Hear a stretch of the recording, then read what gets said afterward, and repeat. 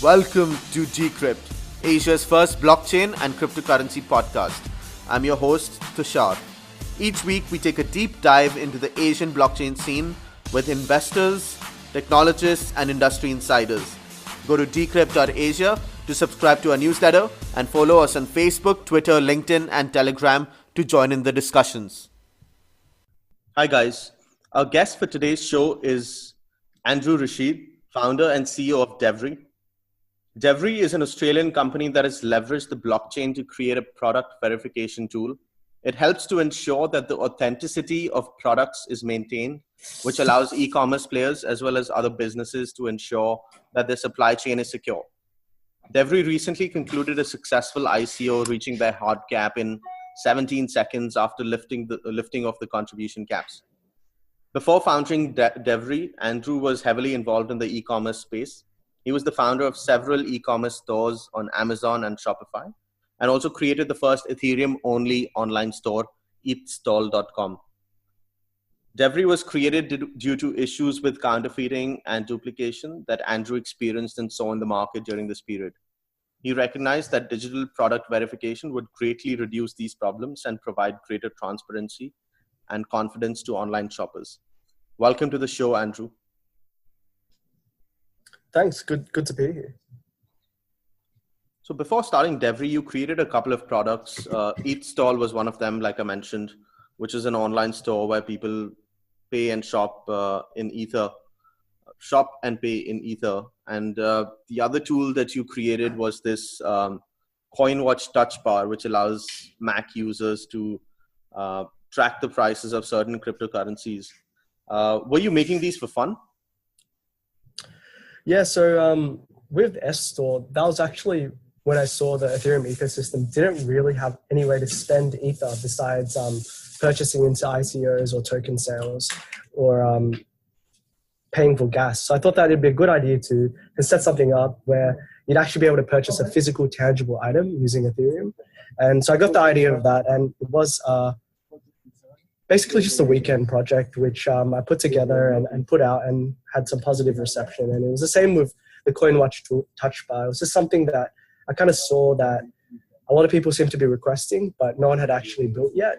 And that's how I kind of got into just putting together these small projects to see how the community would receive them. And from what I gather, Eatstall is still running, right? Do you plan to make sure that it keeps running, or has it been discontinued? I still see the website. No, it's actually still running. We haven't shut it down yet. Some orders still come through here and there, and I don't plan to shut it down because I think a few people seem to be ordering some more things from there here and there, and there's been a bit of interest and it's been picking up, but it's not something that I'm really going out to advertise. Sure. And how did Devery come about?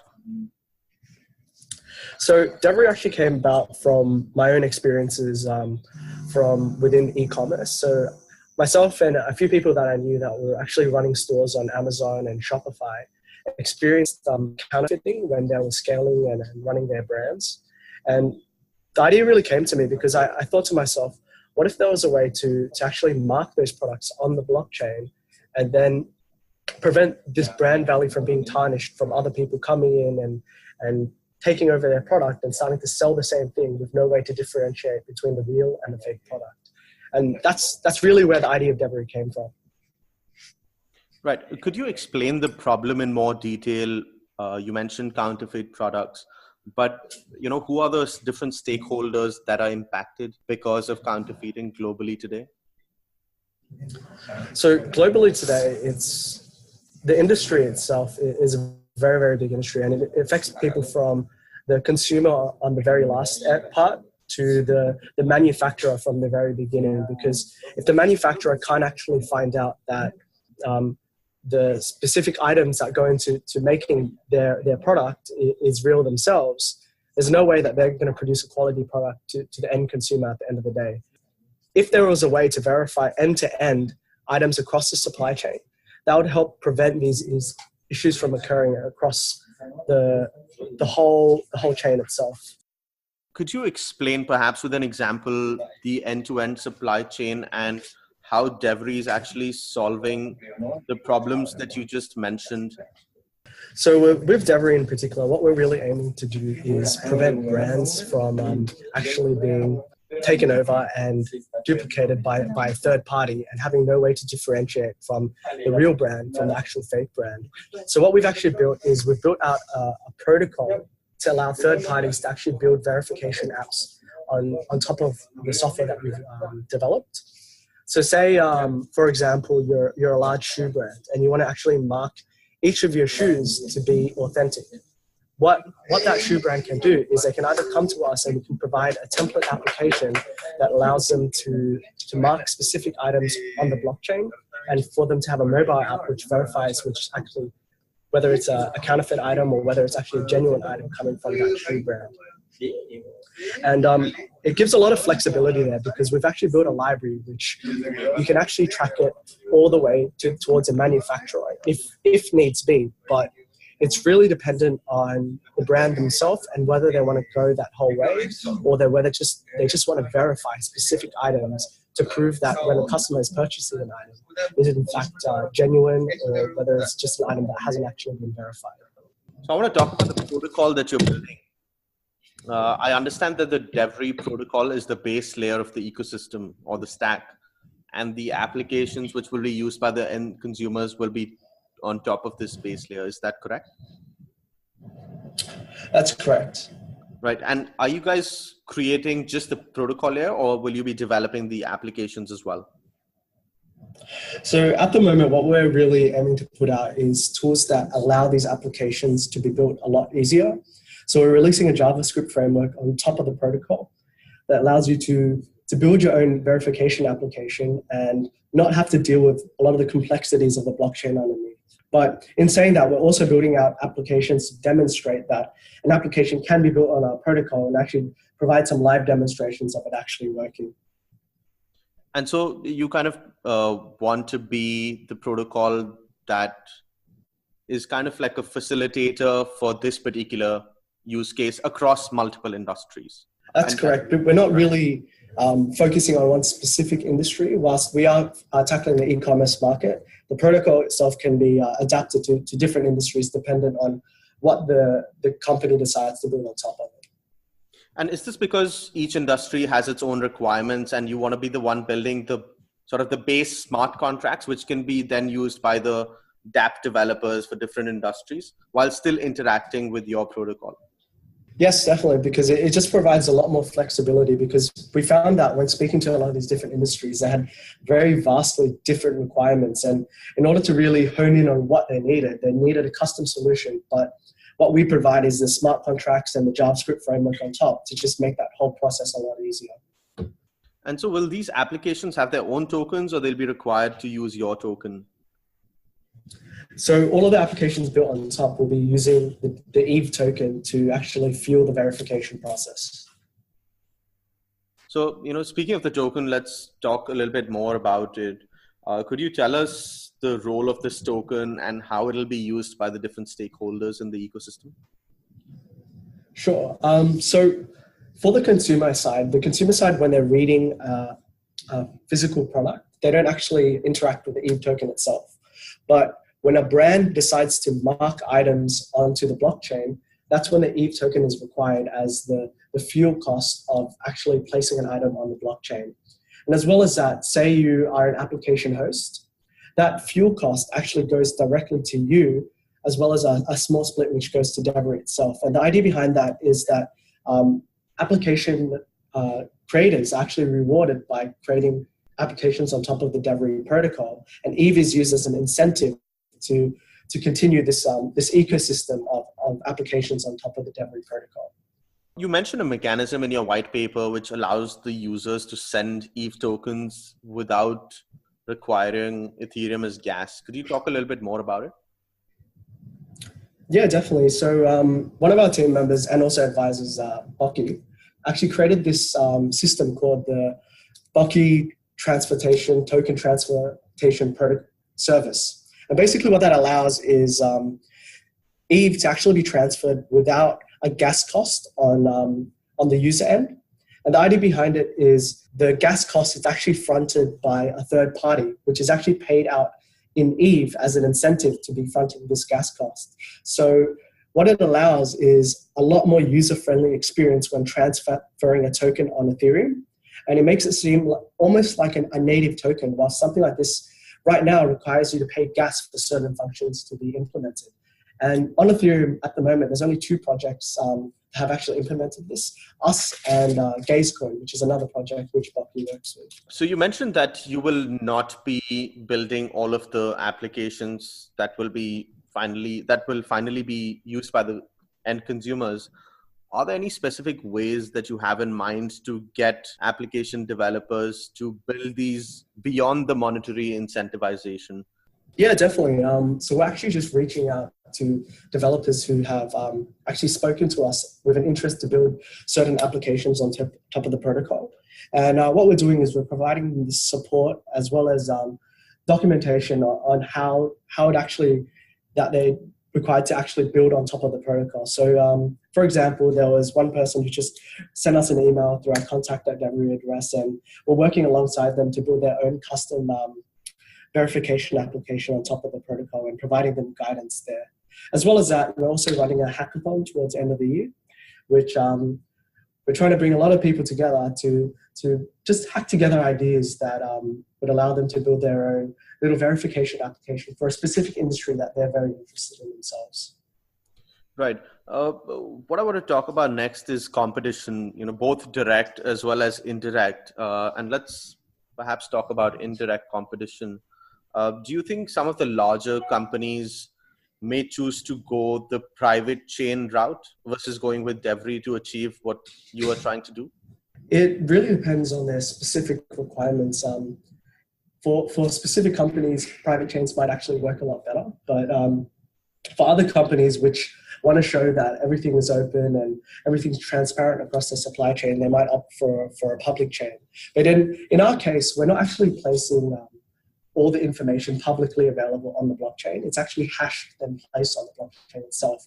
So it provides a bit more security in that case. And as Ethereum gets more sophisticated and the developers implement things like ZK snarks, we could see private smart contracts becoming a thing on Ethereum itself. So it's something that we're not closed off to, and we're open to bridging our token over from another chain onto Ethereum, dependent on the functionality that they're providing us long term. So the private versus public chain argument is just really dependent on the project itself. Makes sense. Fair enough. I read that you recently started working with the Tunisian government and the United Nations to ensure safe delivery of food to school children. Could you talk a little bit more about how you made this happen and about your experience in general? Yeah, definitely. So that specific project, we actually flew over to Tunisia itself, and we met up with the United Nations World Food Programme as well as the Tunisian government. And we spent a good part of roughly an entire month speaking to all the stakeholders involved and figuring out specifically what were the problems that they were facing in terms of food delivery to these schools all over Tunisia. And what we found is using the blockchain, we could actually ensure that the delivery of food was completely transparent across the supply chain and help make it a lot more clearer to all the stakeholders that this food has actually not been tampered with across the entire supply chain, and they've been delivered exactly what they've actually ordered. The project itself is actually undergoing heavy development right now.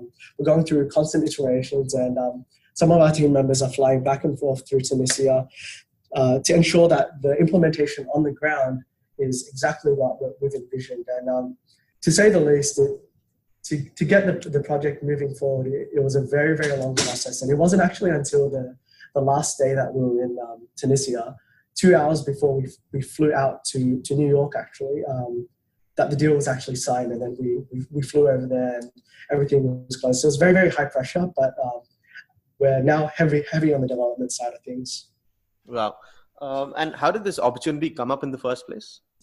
So the opportunity itself, we were referred to someone within the United Nations World Food Programme via one of our advisors, Dorchi.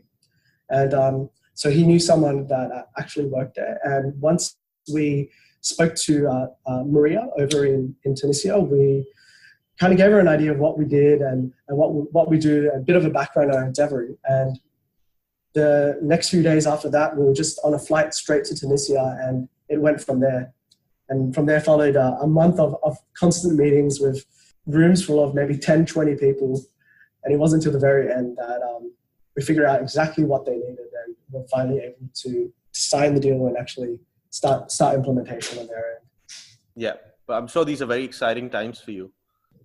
Yeah, definitely. It's for the whole team. It's been a very, very, very busy few months. But I think especially for this project with the United Nations World Food Programme, that what we're actually doing is affecting the lives of real people, and it's a project we really believe in. Are there any other interesting developments that you have in the pipeline? At the moment, we're actually heavily focused on product right now. We're working heavily on a website revision, which we've spoken about briefly before. So our website's getting a heavy revamp, which will help explain our product a bit better, as well as the partners involved with some of the projects we've done. As well as that, we're also working on a JavaScript framework, which is due to be released as well. And the idea behind that is it just makes developing on our protocol just a lot easier, because most people develop in JavaScript rather than Solidity, and we abstract the complexity of Solidity and just put it in JavaScript so that anyone can just plug in and just start using the protocol. As well as that, we're also releasing our mobile app next month, which allows anyone to mark an item on a blockchain and actually just read it using the mobile app. So that's a project we've been working on for a while. We actually released a POC very early on into the token sale, but at this stage, we've been able to connect it to the blockchain, and now people can actually read directly from the blockchain using the mobile app. Beyond that, over the next 6, 12 or 18 months, are there any key milestones in your roadmap? I mean, all of these developments sound very positive and looks like you're on the right track, but at least in the blockchain space, kind of like your longer term roadmap, so to say. Our focus right now is really, really product. We really want to increase the depth of our smart contracts on Ethereum itself. There's some things we want to add on, such as, for example, the Web of Trust, which we've spoken about before, which allows people to vouch for certain brands to prove that this brand is actually who they actually say they are. And as well as that, we also will be iterating on our JavaScript framework, incentivizing more developers to build on top of the protocol, and working on the current partnerships which we have to build out products which we can put out and show that this can be built on our protocol. And here is an example of it actually helping and affecting people on the ground itself. You recently got selected into the JD.com Accelerator. Has this program already begun? Yeah, so with the program itself, we actually just recently flew over to Beijing, and we plan to relocate over there for a couple of months. And we'll be working alongside them. I can't speak too much about the particulars of our work with JD as it's under NDA, but we're very excited for the projects which we'll be working with them in particular. I want to ask you a question that I ask all my guests. I want to get your outlook on the blockchain space in general. Where do you see it heading over the next couple of years? Are there any particular areas that you have a strong opinion on? The focus possibly for the next 2 years, I'd say, is definitely just that for Ethereum itself, which is where we're really focused on with Devery, is mainly just scaling. There's been a lot of talk about side chains, a lot of talk about token bridging, and these are things that most projects who have run a token sale will be going through. And these are specific things that everyone will be facing in the next few months to the coming years. And I think scaling on Ethereum with Plasma, with Raiden, with sharding, and all these things which will be introduced into Ethereum will be possibly the core focus of the blockchain over the next few years. As well as that, cross-chain bridging, because a lot of people are speaking about building side chains on Ethereum. But if you were to build a side chain, you'd need to bridge your ERC20 onto that side chain itself. And I think that's going to be a huge focus for a lot of people over the next few years. And that's something with our specific projects, we're also looking at as well. Do you mean interoperability? Yeah, exactly. So cross-chain compatibility and interoperability. Sure. Okay. So like projects like Cosmos and Polkadot, what they're trying to achieve. Yeah, definitely. And even just bridging a proof of authority network with Ethereum itself, that's a big thing that a lot of people are doing right now. Right. Is there anything else that you would like to mention that we may not have talked about? With Devery, we're heavily hiring people at the moment. So if anyone listening on this podcast is interested to come work with us, feel free to reach out. And the team's always willing to talk and sit down, possibly just for maybe a half an hour discussion with some of the goals of the people who actually want to be interested into the project, because we're really interested in finding people who are passionate about blockchain, whether it be development, whether it be the business side of things. It's something that is our core focus at the moment. Sure, sounds good. And what's the best platform to follow your developments on? Are you guys active on Telegram, Twitter? So we have our community managers on Telegram, which is constantly updating the community. They have a direct line to us, which we tell them what's been happening with us. As well as that, we have Twitter, which we place some of our major announcements on. As well as that, we also have our Medium page, which we put through some of the blog posts on what's been happening throughout the few weeks or few months of the team. Sure. Thank you, Andrew, for taking the time out to come speak with us. It was an absolute pleasure to have you on the show. No worries. Thanks for your time. It was good speaking here. If you enjoyed this episode, please subscribe to this podcast on iTunes, Google Play, SoundCloud, or wherever you listen to podcasts. Like us on Facebook, Twitter, LinkedIn, and Telegram, and subscribe to our newsletter on decrypt.asia. This is your host, Tushar. Thank you for listening.